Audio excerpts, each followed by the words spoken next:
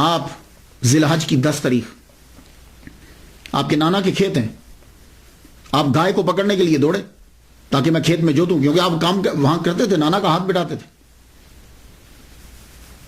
تو میں کھیت جوتنے کے لیے جب گائے کے پیچھے بھاگے تو گائے نے مڑ کے پیچھے یہ کہا، عبد القادر تجھے اس لیے پیدا نہیں کیا، اللہ نے تجھے اس لیے پیدا نہیں کیا.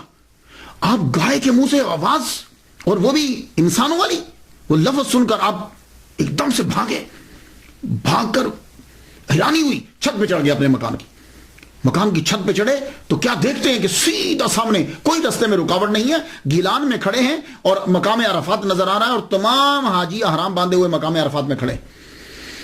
اللہ اکبر جل شانہ. گیلان ایران سے آپ کو مقام عرفات نظر آ گیا تو آپ ایک دم سے چھت سے نیچے ہوتے اور ماں سے لپٹ گئے. ماں پوچھنے لگی، بیٹے کیا ہوا؟ کہا ماں میں کیا بتاؤں.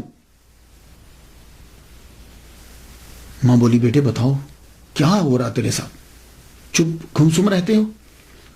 اب بیٹھ کر اپنی والدہ محترمہ سے بیٹھ کے بات کرنے لگے. کہنے لگے ماں جب میں چلتا ہوں نا تو مجھے ایسے محسوس ہوتا ہے کہ میرے ارد گرد کوئی ہے، اور ماں جب میں پڑھنے کے لیے مدرسے جاتا ہوں نا تو آواز آتی ہے، ہٹو ہٹو ولی اللہ کو رستہ دو، اللہ کا ولی آ رہا ہے، ہٹو رستہ دو، جگہ دو. تو ماں میں کسی کو محسوس کرتا ہوں اپنے ساتھ. اور آج ماں گائے بھی بولی کہ عبد القادر تجھے اس لیے پیدا نہیں کیا. اور ماں میں چھت پہ چڑھا ہوں نا تو مجھے مقام عرفات نظر آیا. ماں کی آنکھوں میں آنسو آ گئے. کہا تو بیٹے، کہا ماں عرض کرتا ہوں کہ مجھے بغداد جانے کی اجازت دے دو. ماں نے سینے سے لگایا اور ماں رو پڑی. ماں کی آنکھوں میں آنسو آ گئے. کہا ماں روتی کیوں، میرے بغداد جانے سے رو رہی ہو؟ کہا نہیں بیٹے بغداد تو جاؤ، ماں خود ولیہ کاملہ ہے، بیٹے جاؤ. تو ماں روتی کیوں پھر؟ کہا بیٹے رو اس لیے رہی ہوں کہ جب تو پڑھ لکھ کے واپس آئے گا نا تو میں نہیں ہوں گی. کہا اچھا ماں میں جاؤں پھر؟ کہا ٹھیک ہے بیٹے جاؤ.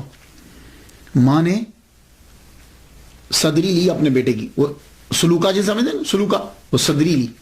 اس صدری کو بھاری کپڑا لگایا، یہاں بغل کے نیچے موٹا کپڑا لگا کے اس کے اندر 40 دینار اس کے اندر رکھ دیے. دینار سونے کا ہوتا ہے، وہ دینار ایک لمبے سفر کے لیے 40 دینار انف کافی ہوتے ہیں. تو آپ نے یہاں رکھ دیے اور بیٹے کو صدری پہنا دی، اور پہنانے کے بعد کہا جا بیٹے اب چلا جا کے بغداد پڑھ، بڑا عالم بن. لیکن ایک ہی بات ہے، کسی حالت میں جھوٹ نہ بولنا. یہ جو کسی حالت میں جھوٹ نہ بولنا. آپ وہاں سے چلے، اپنی ماں سے اجازت لے کر وہ صدری پہنی. اب ایک قافلہ جا رہا تھا گیلان سے بغداد، اس کے ساتھ ہو لی.